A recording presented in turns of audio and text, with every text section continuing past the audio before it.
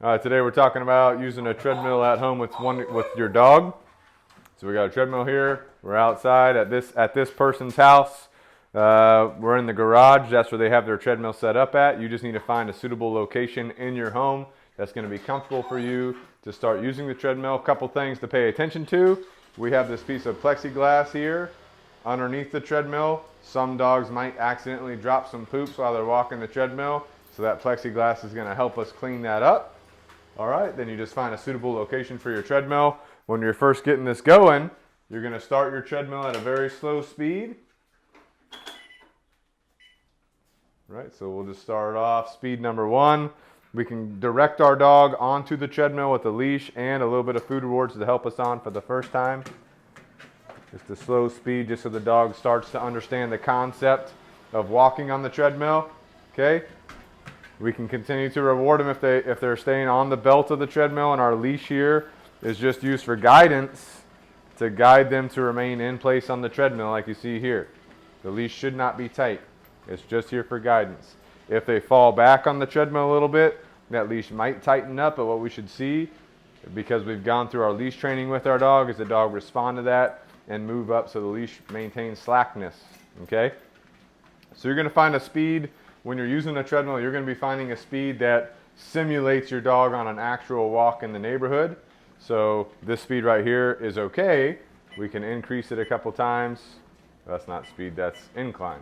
So we'll go to the speed level on this right here.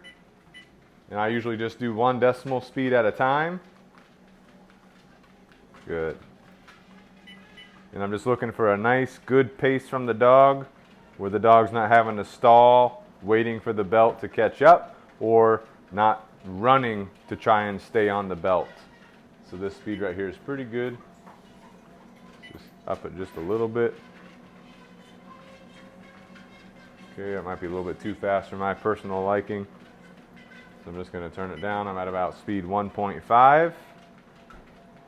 This dog right here in particular seems to be doing pretty good at a speed 1.5.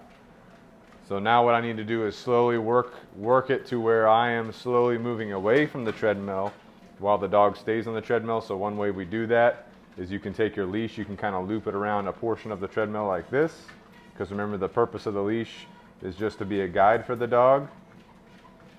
So you can finagle your leash on there however it's comfortable for you. Okay, notice how the leash got a little bit tight. She moved up in position and she keeps falling back. So I'm going to turn this down a little bit. I need to find that perfect speed to where she's comfortable on the treadmill and the leash is not tight. Good. And then as we continue to go through that, what we're going to be doing is we're going to be moving away from the treadmill and seeing if the dog maintains their position on the treadmill. So I'm over here now. She's on the treadmill. She's maintaining position. Okay, so that's what we're looking for. So as you go on with this, what a progression would look like is you start off first couple sessions, and sessions would be maybe 15, maybe 30 minutes.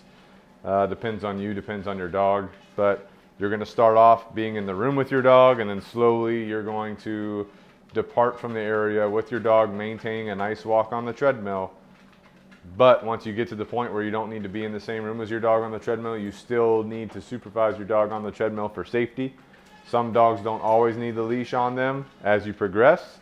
Some dogs you will need to keep the leash on them like this as you progress, just to encourage them to stay on the treadmill. Always supervise your dog when they're on the treadmill. Don't walk away and leave them unsupervised in case, we don't know what's going to happen, but you got to be prepared for the worst. So that's the basics to a treadmill. Hope you all found this video useful.